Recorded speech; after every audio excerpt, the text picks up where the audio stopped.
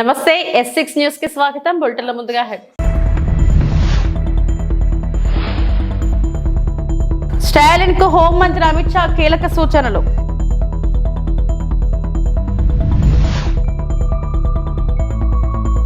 అనారోగ్యంతోనే అసెంబ్లీకి వచ్చిన నిమ్మల సస్పెండ్ చేయించాలా అని అడిగిన లోకేష్.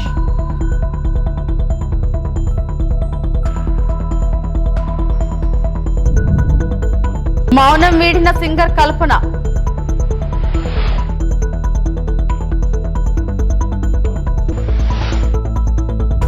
తమిళనాడులో హిందీ వివాదం ముదిరిన వేళ కేంద్ర హోంశాఖ మంత్రి అమిత్ షా కీలక ప్రకటన చేశారు. వైద్య ఇంజనీరింగ్ కోర్సులను తమిళంలో ప్రవేశపెట్టాలని సీఎం స్టాలిన్ ను అమిత్ షా కోరారు. భాషకు సంబంధించి డీఎంకే ప్రభుత్వం ఏమీ చేయలేదన్న అమిత్ షా ప్రాంతీయ భాషలకు అనుగుణంగా ఉద్యోగ నియామకాల్లో మోదీ ప్రభుత్వం ఎన్నో మార్పులు తీసుకొచ్చిందని వివరించారు. ఇప్పుడు సిఐఎస్ఎఫ్ అభ్యర్థులు తమిళంతో సహా వారి ప్రాంతీయ భాషల్లోనే పరీక్షలు రాసే వెసులుబాటును కల్పించామని తెలిపారు. తమిళనాడులో సిఐఎస్ఎఫ్ 56వ రైజింగ్ డే వేడుకల్లో పాల్గొన్న కేంద్ర హోంమంత్రి వైద్య ఇంజనీరింగ్ కోర్సులను తమిళంలో ప్రారంభిస్తే విద్యార్థులకు మేలు జరుగుతుందన్నారు. धन्यवाद महोदय। इसी क्रम में आज माननीय मुख्य अतिथि महोदय के कर कमलों द्वारा सीआईएसएफ एसएसजी नोएडा में जिम्नेजियम और पफ हॉल का भी उद्घाटन किया जाना है। महोदय कृपया रिमोट का बटन दबाकर जिम्नेजियम और पफ हॉल का ई लोकार्पण करने की कृपा करें। आदरणीय महोदय।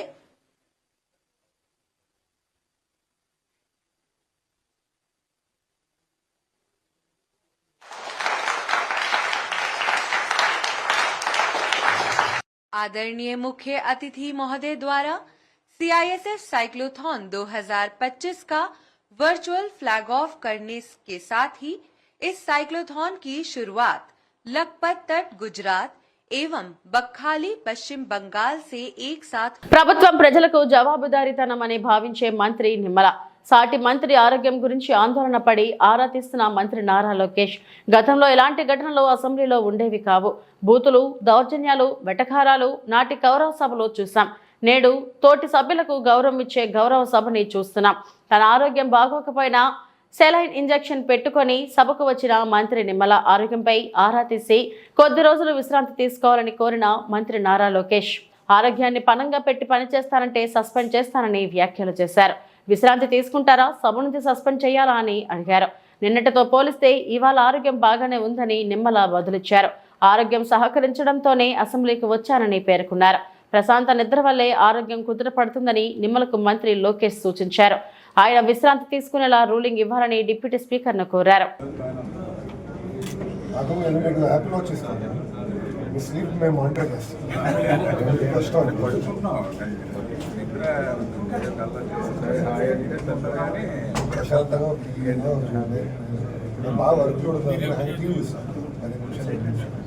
మైండ్ డైవర్ట్ అందులో కూడా మీకు పోలవరం కనపడుతుంది, నాకేమో పాఠశాల కనపడుతుంది. ఆ పనులు చేసేట బాధ్యత తీసుకుంటామని చెప్పి మీ ద్వారా తెలియజేస్తున్నాం. అది మీ ఆవేదనకి ఆయన ఆవేదన తోడైంది తప్ప తావరాకు మీద నీటి పొట్టుల సమాధానం రాలేదు. అంటే ఆర్థిక ఇబ్బందులు ఉన్నాయి కాబట్టి, బట్ అర్థం చేసుకున్నారు. హాస్పిటల్లో ఉన్నా సరే ప్రత్యేకంగా వచ్చారు. వీలైనంత తొందరగా పూర్తి చేయండి. క్వశ్చన్ నెంబర్ 520 నారా లోకేష్ గారు. డిప్యూటీ స్పీకర్ సార్, కొంచెం మంత్రి గారిని రెస్ట్ తీసుకోమని మీరు చెప్పాలి. అవునా? ఎందుకంటే నిన్న కూడా జ్వరంతో వచ్చారు, కౌన్సిల్ కూడా జ్వరంతో వచ్చారు. చెప్పా రెస్ట్ తీసుకోండి, 2 రోజులు కోలుకోవాలి. మీరు సరే పడుకోవట్లేదని చెప్తాను, వినట్లేదు. మీరన్నా చెప్తే వింటారేమో. మీరన్నా రూలింగ్ ఇస్తే గానీ వింటారేమో అధ్యక్ష. ఎందుకంటే పాప చాలా ఇబ్బంది పడుతున్నారు. అది very serious subject. Is not keeping well. అయినా కూడా ప్రశ్న సమాధానం చెప్పడానికి వచ్చారు. అన్నా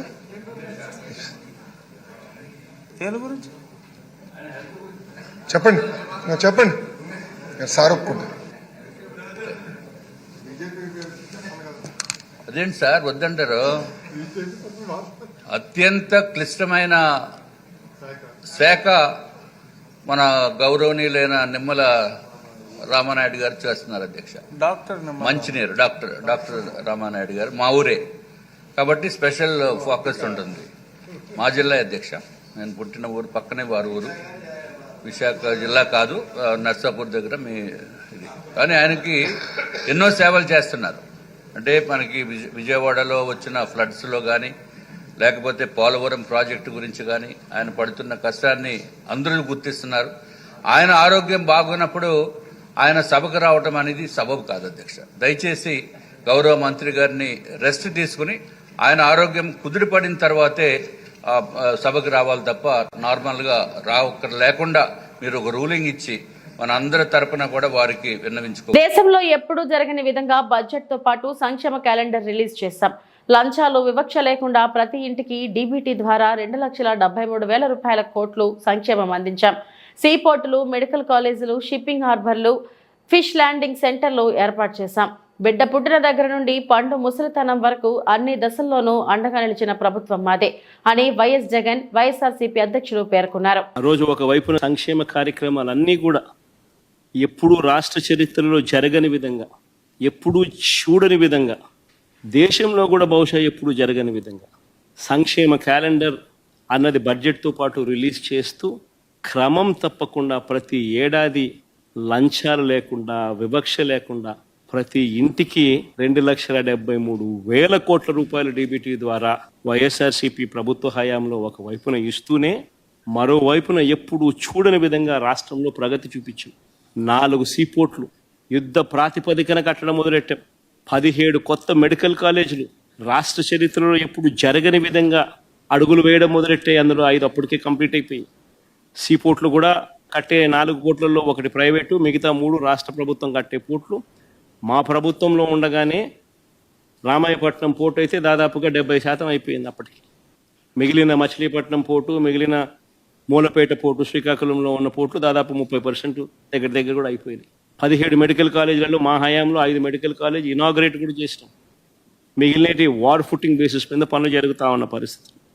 10 ఫిషింగ్ హార్బర్లు, 6 ఫిష్ ల్యాండింగ్ సెంటర్లు, మొట్టమొదటిసారిగా దేశం మొత్తం మన వైపు చూసేట్టుగా ఎప్పుడు చూడని విధంగా టెక్నాలజీని, స్కిల్లింగ్ను పూర్తిగా అనుసంధానం చేసి పూర్తిగా ప్రజలకు చేరువ చేసిన పాలన ఏదైనా ఉంది అని అంటే అది వైఎస్ఆర్సీపీ ప్రయాణంలో జరిగింది.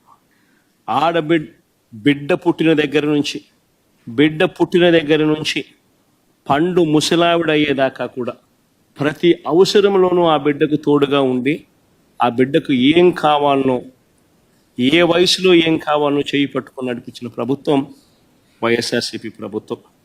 ఆ పిల్లలు పుట్టినప్పటి నుంచి పుట్టిన వెంటనే డెలివరీ అయ్యేటప్పుడే ఆరోగ్య ఆసరా కింద 5,000 రూపాయలు చేతుల్లో పెట్టి ఆరోగ్య ఆసరా కింద పంపించే పరిస్థితి నుంచి, అక్కడ నుంచి మొదలెడితే పెళ్లి చేసేదానికి వైఎస్ఆర్ కళ్యాణమస్తు షాదీ తోఫాతో మొదలెడితే, పుట్టిన బిడ్డకు ఆ తర్వాత 5,000 రూపాయల ఆరోగ్య ఆసరాతో మొదలెడితే, ఆ పిల్లలను బడులకు పంపించడానికి ఆ తల్లికి అమ్మఒడితో ఇవ్వడం మొదలు పెడితే, ఆ తర్వాత తన కాళ్ళ మీద తాను నిలబడేట్టుగా తోడుగా నిలబడుతూ ఆ చెల్లెమ్మను ఒక వైఎస్ఆర్ ఆసరా, ఒక వైఎస్ఆర్ సున్నా వడ్డీ, ఓ వైఎస్ఆర్ చేయూత, వైఎస్ఆర్ కాపు నేస్తం, ఓ వైఎస్ఆర్ ఈబీసీ నేస్తం ద్వారా తమ కాళ్ళ మీద తాము నిలబడేట్టుగా అడుగులు ముందుకు వేశాం.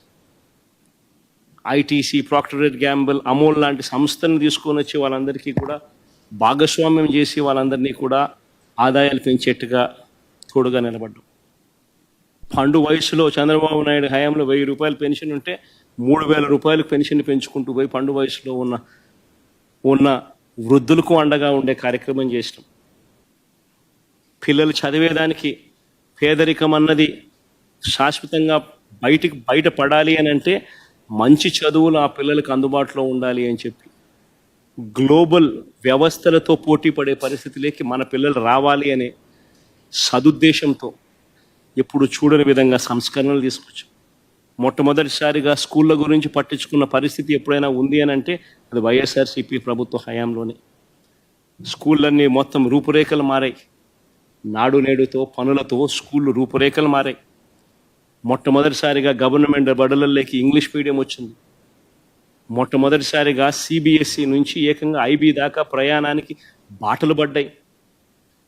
మొట్టమొదటిసారిగా 3వ తరగతి నుంచే ఆ పిల్లలకు టోఫుల్ యాజ్ అ పీరియడ్ కింద క్లాసులు చెప్పడం మొదలెట్టారు. మొట్టమొదటిసారిగా 3వ తరగతి నుంచే ఆ పిల్లలకు సబ్జెక్ట్ టీచర్ కాన్సెప్ట్ అందుబాటులోకి వచ్చింది. మొట్టమొదటిసారిగా ఆ పిల్లలకు బైలింగ్వల్ టెక్స్ట్ బుక్స్, ఒక పేజీ ఇంగ్లీషు మరో పేజీ తెలుగుతో టెక్స్ట్ బుక్లు అందుబాటు. జమ్మూ కాశ్మీర్ లో గత కొన్ని రోజులుగా భారీగా మంచు కురుస్తుంది. ఇటు బుధవారం సోన్ మార్గ్ లో ఏకంగా హిమపాతం కూడా సంభవించింది. పెద్ద ఎత్తున మంచు దూసుకురావడంతో స్థానికులు తీవ్ర భయాందోళనకు గురయ్యారు. ఇటు లద్దాఖ్ లోని శ్రీనగర్ లేహ్లడాక్ జాతీయ రహదారిపై మంచు దుప్పటి కమ్మేసింది. దీంతో ప్రత్యేక యంత్రాల సాయంతో మంచు తొలగింపు ఆపరేషన్ జరుగుతుంది.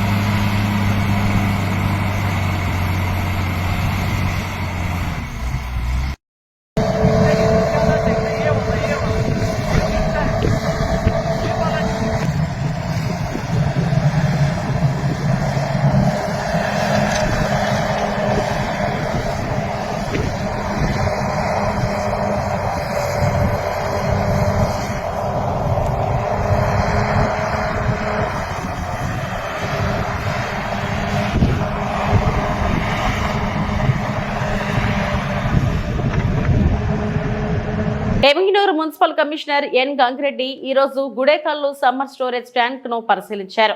కమిషనర్ తో పాటు మండల ఎంపీడీఓ బంగారమ్మ, ఈఓఆర్డి గుడుకుల్ చెరువును సందర్శించడం జరిగింది. ఈ సందర్భంగా మున్సిపల్ కమిషనర్ గంగిరెడ్డి మాట్లాడుతూ ఎమిగినూరు గౌరవ శాసనసభ్యులు డాక్టర్ బివి జయనాగేశ్వరరెడ్డి ఆదేశాలతో గుడుకుల్ చెరువు నీరు కలుషితం కాకుండా ఊరి ప్రజలు అవసరార్థం ఒక నూతన డ్రైన్ నిర్మాణానికి ప్రతిపాదనలు సిద్ధం చేయడం జరిగింది. అలాగే డ్రైన్ ఏర్పాటుకు గుంతలు తవ్వడం ప్రారంభించారు. వేసవికాలంలో ఎమిగినూరు పట్టణంలో త్రాగునీటికి ఇబ్బందులు కలగకుండా ముందస్తు చర్యలు తీసుకుంటున్నామని, ఈ మేరకు పట్టణంలో త్రాగునీటి సమస్యలు తలెత్తకుండా గుడేకల్లు సమ్మర్ స్టోరేజ్ నందు నీటి నిల్వ పుష్కలంగా ఉండేందుకు చర్యలు తీసుకోవడం జరుగుతుందని, పట్టణ ప్రజలు నీటిని వృధా కాకుండా చూసుకోవాలని ఎమిగినూరు మున్సిపల్ కమిషనర్ గంగిరెడ్డి స్పష్టం చేశారు. కార్యక్రమంలో డిఈ నీరస్, ఏఈ శరత్ చంద్ర, మదన్ కుమార్ తదితరులు పాల్గొన్నారు. వెరీ గుడ్ ఆఫ్టర్నూన్ అండి. ఎమిగినూరు ప్రజలందరికీ దాహార్తి తీర్చే దానిలో భాగంగా గుడికల్ రిజర్వాయర్ను ఈరోజు మా మున్సిపల్ డిఈ గారు, ఏఈ గారిని, అదేవిధంగా ఎంపీడీఓ, ఈఓఆర్డీతో కలిసి ఇన్స్పెక్ట్ చేయడం జరిగింది. దానిలో భాగంగా గుడికల్లో ఉన్నటువంటి ప్రజలు ఎవరైతే ఉన్నారో వాళ్ళు సల్లేజ్ అండ్ సివేజ్ వాటర్ రెండు కూడా గుడికల్ రిజర్వాయర్లో కలపడం జరుగుతూ ఉంది. ఆ విధంగా కలపడం వల్ల నైట్రేట్స్ ప్లస్ వాటర్ కంటామినేషన్ జరిగే ఛాన్సెస్ ఉంది కనుక అవి గుర్తించి వాటిని ఇమీడియట్లీ అరెస్ట్ చేయించడం జరిగింది. ఫ్యూచర్లో అంటే నెక్స్ట్ 2 monthsలో రాబోయే వేసవిని దృష్టిలో పెంచుకొని మనం ఎక్కడ కూడా వాటర్ను వేస్ట్ చేయకోకుండా వాటర్ నిల్వ చేసుకొని తర్వాత ఎక్కడ కూడా ప్రజలకు సురక్షితంగా ఉండేటువంటి మంచినీరుని సప్లై చేయాలనే దృఢ సంకల్పంతో మన ఎమిగినూరు శాసనసభ్యులు ఇచ్చిన ఆదేశాల ప్రకారం మేము ఫాలోఅప్ చేస్తున్నాము. కాబట్టి ఎటువంటి కంటామినేషన్ లేకుండా మంచి సురక్షితమైన వాటర్ ఇవ్వడానికి ప్రయత్నం చేస్తున్నామని చెప్పి తెలియజేస్తున్నాం. కుటుంబంతో అన్యోన్యంగా ఉన్నానని, భర్తతో ఎలాంటి మనస్పర్ధలు లేవని గాయని కల్పన వెల్లడించింది. దయచేసి ప్రజలకు తప్పుడు సమాచారాన్ని నమ్మద్దని కోరింది. వృత్తిపరంగా ఒత్తిడి అధికమవడంతోనే కొన్నాళ్లుగా సరిగా నిద్ర పట్టడం లేదని తెలిపింది. తన భర్త కుమార్తెతో సంతోషంగా జీవిస్తున్నట్లు పేర్కొంది. 45 ఏళ్ల వయసులోనూ PhD లా చేస్తున్నట్టు చెప్పింది. సినీ గాయకులతో పాటు తన ఆరోగ్యం గురించి ఆరా తీసిన అందరికీ ధన్యవాదాలు చెబుతూనే త్వరలో పాటలతో అభిమానులను అల్లరిస్తారని వెల్లడించింది. పైన ఒక విషయం సర్క్యులేట్ అవుతుంది, దాని మీద ఒక క్లారిటీ ఇవ్వడానికి ఈ వీడియో నేను చేస్తున్నానండి. First of all I have to say I'm 45 years old. ఈ ఏజ్ లో నేను PhD చేస్తున్నాను, LLB చదువుకుంటున్నాను, అన్ని మా హస్బెండ్ ఎంకరేజ్మెంట్ వల్ల. సో చాలా విషయాలు చేస్తున్నాను. And for today's musical industry I'm trying to update my self. I'm trying to do different kinds of concerts. ఇవి అన్ని స్ట్రెస్ వల్ల నాకు అసలు నిద్ర పడట్లేదు. చాలా సంవత్సరాలు నిద్ర రాకుండా కష్టపడుతున్నాను. సో డాక్టర్ దగ్గర ఇన్సోమ్నియా ఇష్యూస్ కి ట్రీట్మెంట్ తీసుకునేటప్పుడు నాకు కొన్ని ప్రిస్క్రిప్షన్ ఇచ్చారు. ఆ ప్రిస్క్రిప్షన్ లో ఉన్న మెడిసిన్ ఆ పర్టికులర్ డే డోసేజ్ కొంచెం ఎక్కువ తీసుకున్నాను కాబట్టి స్పృహ తప్పి అన్కాన్షియస్ పొజిషన్ కి స్టేట్ కి వెళ్ళిపోయాను. తెలంగాణలో ఎక్కడా లేని విధంగా మొట్టమొదటిగా నిర్మల్ జిల్లాలో మహిళా పోలీసులతో పెట్రోలింగ్ వ్యవస్థ ఏర్పాటు చేశారు. అంతర్జాతీయ మహిళా దినోత్సవాన్ని పురస్కరించుకుని ఎస్పీ జానకి షర్మిల ఆదేశాల మేరకు పోలీస్ అక్క అనే నూతన కార్యక్రమాన్ని ప్రారంభించినట్టు నిర్మల పట్టణ సీఐ ప్రవీణ్ కుమార్ చెప్పారు. ప్రతి పోలీస్ స్టేషన్ లో 2 మహిళా కానిస్టేబుళ్లకు ఈ విధులు కేటాయించి మహిళల రక్షణకై ప్రత్యేక చర్యలు చేపడుతున్నట్టు తెలిపారు. డైల్ 100కు మహిళల నుంచి కాల్స్ వస్తే ఈ మహిళా పోలీసులు సమస్య ఉన్న చోటుకు చేరుకుంటారని వివరించారు. జిల్లా ఎస్పీ మేడం జానకి షర్మిల గారి ఆదేశాల మేరకు ఈ రోజు నుండి మా డబ్ల్యూపీసీస్ వజ్రమ్మ అదేవిధంగా లావణ్యాన్ని ఈ రోజు పెట్రోకార్ డ్యూటీకి డిప్లాయ్ చేయడం జరిగింది.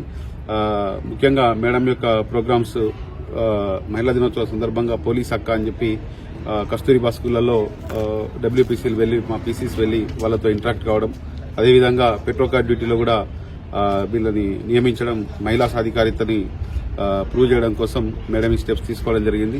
దానిలో భాగంగా ఈ రోజు వీళ్ళని డ్యూటీకి నియమించడం జరిగింది. పశ్చిమ గోదావరి జిల్లా పాలకొల్లులో 100 కోట్లతో శరవేగంగా జరుగుతున్న 100 పడకల ప్రభుత్వ ఆసుపత్రిలో కొత్తగా ఏర్పాటు కానున్న డయాలసిస్ సెంటర్, చంద్రబాబు అబ్దుల్ కలాం ఉద్యానవనం, డ్రైన్లు, మంచినీటి సరఫరా పైప్ లైన్లు వంటి అభివృద్ధి పనులను ఆర్డీఓ పాలకొల్లు మున్సిపల్ ప్రత్యేక అధికారి దాసిరాజు పరిశీలించారు. ఆయా పనులు వేగవంతంగా పూర్తి చేయాలని అధికారులు ఏజెన్సీలకు ఆదేశాలిచ్చారు. ఈ సందర్భంగా ఆయన మాట్లాడారు. ఈరోజు పాలకొల్లు పట్టణంలో జరుగుతున్నటువంటి అభివృద్ధి కార్యక్రమాలన్నింటిని కూడా నేను, కమిషనర్ గారు, అదేవిధంగా జీవి గారు, బాబు గారు, మరి ఇప్పుడు ప్రజెంట్ ఈ డయాలసిస్ యూనిట్ దగ్గర ఉన్నాము. ఇది ఆల్మోస్ట్ అంతా కంప్లీట్ అయిపోయింది. ఇంకా లాంఛనంగా ప్రారంభించాల్సి ఉంది. గౌరవ మంత్రి వర్యుల చేత త్వరలో ఇది ప్రారంభం అవుతుంది. అదేవిధంగా మధ్యలో ఆగిపోయినటువంటి ప్రాజెక్టుల్ని మరి మంత్రి గారు వచ్చినట్టునే అది చేపట్టడం జరిగింది. రామగుండం పార్కు, అది చంద్రబాబు నాయుడు గారి పార్క్ అంటారు, అది కూడా దాదాపు కంప్లీట్ గా వచ్చింది. ఇంకా అది ఒక 4 రోజుల్లో వర్క్స్ కూడా కంప్లీట్ అయిపోతాయి. అదే విధంగా మనకి అబ్దుల్ కలాం పార్క్, అక్కడ కూడా స్విమ్మింగ్ పూల్ ని మనం కొత్తగా ఒక అధునాతనంగా తయారు చేయడం జరుగుతుంది. అది కూడా వర్క్ చాలా శరవేగంగా అవుతుంది.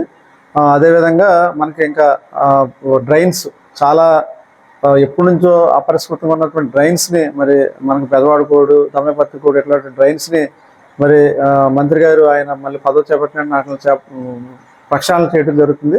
దానిలో భాగంగా అవన్నీ కూడా మొత్తం చేసాం. అదేవిధంగా ఫ్రెష్ వాటర్ పైప్ లైన్స్, మరి చాలా కాలంగా అసలు ఫ్రెష్ వాటర్కే నోచుకొని ఏరియాలు ఉన్నాయి ప్రాంతాలు, వాటర్ కూడా ఫ్రెష్గా మరి పైప్ లైన్స్ వేసారు. అవి కూడా పరిశీలించడం జరిగింది.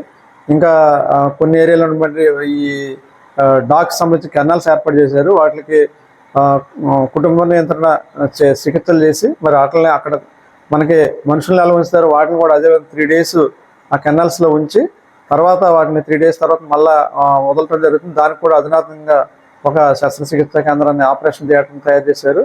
ఇవన్నీ కూడా మరి మంత్రివర్యులు ఈ చేపట్టడం జరిగింది. దానిలో భాగంగా మమ్మల్ని అందరినీ అధికారులను ఎప్పటికప్పుడు ఆయన సమీక్షిస్తూ ఉంటారు. మమ్మల్ని వెళ్ళి ఈ పనులన్నీ ఎలా ఉన్నాయో చూసి ఒకసారి అప్రైజ్ చేయమని, పనుల యొక్క స్థితిగతులను అప్రైజ్ చేయమని చెప్పడం జరిగింది. దానిలో భాగంగా మేమందరం కూడా, మా టీం అంతా కూడా ఈరోజు ఇక్కడ రావడం జరిగింది. ఆరోగ్యపరంగా ఇప్పుడు డయాలసిస్ అన్నది చాలా ఇంపార్టెంట్ అయింది. మరి ఈ ప్రాంత వాసులకు ఇది అంకితం చేస్తే ఖచ్చితంగా ఈ ఏరియా వాళ్ళందరూ కూడా చాలా ఆరోగ్యవంతంగా ఉంటాయి. వాళ్ళు ఉన్న అనారోగ్యాన్ని కొద్దిగా దూరం చేసుకోవడం. వివేక హత్య కేసులో కీలక సాక్షి రంగన్న అనుమానాస్పద మృతి. కడప జిల్లా ఎస్పీ అశోక్ కుమార్ కీలక ప్రకటన. వివేకానందరెడ్డి హత్య కేసులో కీలక ప్రత్యక్ష సాక్షి అయిన వాచ్మెన్ రంగన్న అనుమానాస్పదంగా మృతి చెందాడు. ఈ కేసుకు సంబంధించిన కీలక సాక్షులు వరుసగా మరణించడంపై తీవ్ర అనుమానాలు వ్యక్తమవుతున్నాయి. ఇప్పటికే Katikareddy Srinivasareddy, Kalluri Gangadhar Reddy, driver Narayana, doctor YS Abhishek Reddy మరణించగా ఇప్పుడు వాచ్మెన్ రంగన్న కూడా మృతి చెందడం కలకలం రేపుతుంది. సమగ్ర దర్యాప్తు కోసం ప్రత్యేక విచారణ సిట్ ఏర్పాటు. కడప ఎస్పీ అశోక్ కుమార్ ప్రకటనలో పేర్కొన్న ముఖ్యాంశాలు: రంగన్న మృతిపై అనుమానాస్పద కోణంలో దర్యాప్తు, సైంటిఫిక్ యాంగిల్లో విచారణ, రంగన్న భార్య సుశీలమ్మ ఫిర్యాదు ఆధారంగా కేసు నమోదు, వివేక హత్య కేసులో ఉన్న ముద్దాయిల ప్రమేయం ఉందా అనే కోణంలో దర్యాప్తు. ఈ సంఘటనతో మరోసారి వివేక హత్య కేసు చర్చనీయాంశంగా మారింది. వివేకానందరెడ్డి గారి హత్య కేసులో ప్రధానమైనటువంటి సాక్షి అయినటువంటి పులివెందులకు చెందిన రంగయ్య, అప్పుడు వాచ్మెన్ గా పనిచేసినటువంటి వ్యక్తి, నిన్న సాయంత్రం 6:43 గంటలకి రిమ్స్ హాస్పిటల్ కడపలో చికిత్స పొందుతూ మరణించడం జరిగింది. నిన్న మధ్యాహ్నం 12 గంటలకు అస్వస్థతతో బాధపడుతున్నటువంటి అతన్ని పులివెందుల గవర్నమెంట్ హాస్పిటల్ తీసుకొని పోవడం జరిగింది. అక్కడ నుంచి రిమ్స్కి తరలించడం జరిగింది. రిమ్స్లో చికిత్స పొందుతూ మరణించారు. ఈ యొక్క వివేకానంద రెడ్డి హత్య కేసులో ప్రధానమైనటువంటి ముద్దాయి చనిపోవడం హై ప్రొఫెషనల్ మర్డర్గా మనం అనుమానిస్తా ఉన్నాము. దీంట్లో భాగంగా బ్యాక్గ్రౌండ్లో ఎవరి ప్రమేయం ఉంది, అదేవిధంగా ఈ అనుమానాన్ని అన్ని కోణాల్లో కూడా దర్యాప్తు చేయడం కోసము ప్రయత్నాలు చేస్తూ ఉన్నాము. దీంట్లో భాగంగా ఇంతకు ముందు కూడా ఇదే విధంగా ప్రధానమైనటువంటి సాక్షులు 2019 నుంచి 24 మధ్యలో 5 నుంచి 6 మంది చనిపోవడం జరిగింది. అందులో భాగంగా శంకర్ రెడ్డి 2019లో చనిపోవడం జరిగింది. అదేవిధంగా గంగాధర్ రెడ్డి 2022లో చనిపోవడం జరిగింది. వైఎస్ అభిషేక్ రెడ్డి 2024 సెప్టెంబర్లో చనిపోవడం జరిగింది. నారాయణ అనే వ్యక్తి చనిపోవడం జరిగింది. ఇప్పుడు రంగన్న 2025 మార్చిలో చనిపోవడం. ఇంతకు ముందు కూడా సాక్షులు చనిపోయిన క్రమంలో పోలీసులు వాళ్ళ చనిపోయారు, సిబిఐ వాళ్ళ ద్వారా చనిపోయారు అనేసి విధంగా అసత్య ప్రచారం చేస్తూ ఉన్నారు. దీన్ని అన్ని కోణాల్లో దర్యాప్తు చేస్తూ ఉన్నాము. దీని వెనుక ఎవరున్నారు, ఎందుకు ఇలా చేస్తున్నారు, ఆ ప్రధానమైనటువంటి కేసులో భాగంగా దీన్ని కప్పిపుచ్చే ప్రయత్నాలు ఏమైనా జరుగుతున్నాయా అనే అన్ని కోణాల్లో కూడా ఈ కేసుని దర్యాప్తు చేయడం జరుగుతుంది. దీనికోసం ఒక ప్రత్యేకమైనటువంటి టీంని ఏర్పాటు చేయడం జరిగింది. ఆ టీం సైంటిఫిక్ మిగతా అన్ని రంగాల్లో అన్ని డాక్యుమెంట్స్ని వెరిఫై చేయడం జరుగుతుంది. ఆ కేసు ఇన్వెస్టిగేషన్ని త్వరితగతిన కంప్లీట్ చేయడం జరుగుతుంది. అంటే ప్రధానంగా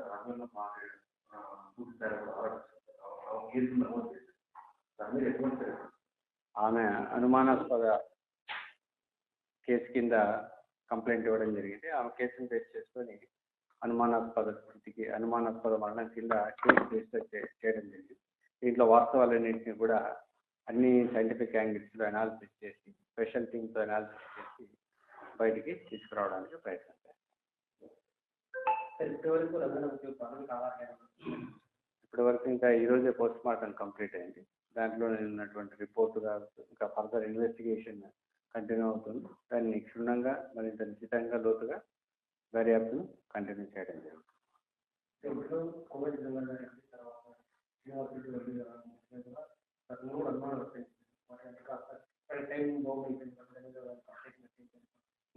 దాన్ని యాంగిల్లో కూడా వెరిఫై చేస్తాం. ఇంతవరకు ఎవరైతే చనిపోయారో ఆ దర్యాప్తు కంటిన్యూ అవుతుంది. ఆ వాటికి వీటికి ఉన్నటువంటి సంబంధాలు, ఈ సీక్వెన్స్ ఇవన్నీ కూడా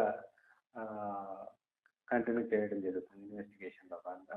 దీని వెనక ఎవరున్నారు, ఎవరైనా ఉన్నారా అన్న ఆల్రెడీ ఆ వివేక హత్య కేసులో ఉన్నటువంటి ముద్దాయిల ప్రమేయం ఏమైనా ఉందా అనే యాంగిల్లో కూడా ఈ కేసుల యొక్క దర్యాప్తు కంటిన్యూ అవుతుంది.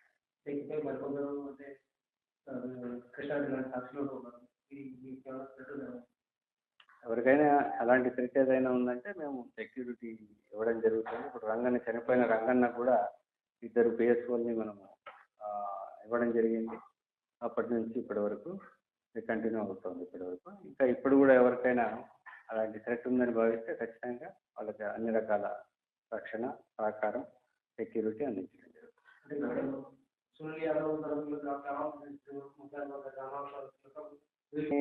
కోణాల్లో కూడా వెరిఫై చేస్తాం.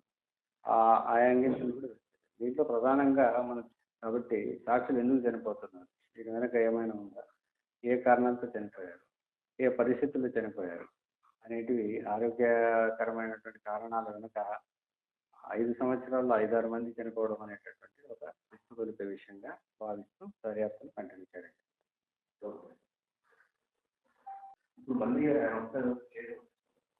ఆయనకి ఎవరికి థ్రెట్ ఉన్నా కూడా వాళ్ళకు ఖచ్చితంగా ఆ థ్రెట్ని పరిశీలించడం జరుగుతుంది. ఆ థ్రెట్కి అనుగుణంగా వాళ్ళకు రక్షణ కల్పించే విధంగా మేము ఆ థ్రెట్ని అసెస్ చేస్తాం, అనాలిసిస్ చేస్తాం. చర్ల వెంకటాపురం ప్రధాన రహదారిపై ఇసుక లారీల వల్ల స్తంభించిన రాకపోకలు 2 గంటలకు పైగా ప్రయాణికులు రోడ్డుపై పడికాపలు. ములుగు జిల్లా వెంకటాపురం చర్ల ప్రధాన రహదారిలోని అలువాక కొండాపురం వద్ద నుండి ఎదురుగుట్టల వరకు భారీగా స్తంభించిన ట్రాఫిక్, ఇసుక లారీల కారణంగా నిలిచిపోయిన రాకపోకలు. గురువారం సాయంత్రం నుండి రాత్రి 9 గంటల వరకు కూడా ఇసుక లారీ వల్ల వే బ్రిడ్జ్ కొండాపురం గ్రామం నుండి నూరవీడు కాలనీ వరకు ట్రాఫిక్ జామ్. శ్రీరంగాపురం వే బ్రిడ్జ్ దగ్గర పడిగాపులు కాస్తున్న ఇసుక లారీలు స్తంభించిపోయిన రాకపోకలు, ప్రయాణికులు తీవ్ర ఇబ్బందులు. వృద్ధులు, పిల్లలు, మహిళలు ఆర్తనాదాలతో ప్రయాణికులు, వాహనదారులు ఆందోళన. తరచూ ప్రధాన రహదారిపై ఇసుక లారీల వల్ల అంతరాయం కలుగుతున్నా కానీ అధికారుల పర్యవేక్షణ మాత్రం శూన్యం. అధికారులు ఇసుక లారీలను ప్రధాన రహదారిపై నిలుపుదల చేయకుండా తగు చర్యలు తీసుకోవాలని ప్రయాణికులు, వాహనదారులు వాపోతున్నారు.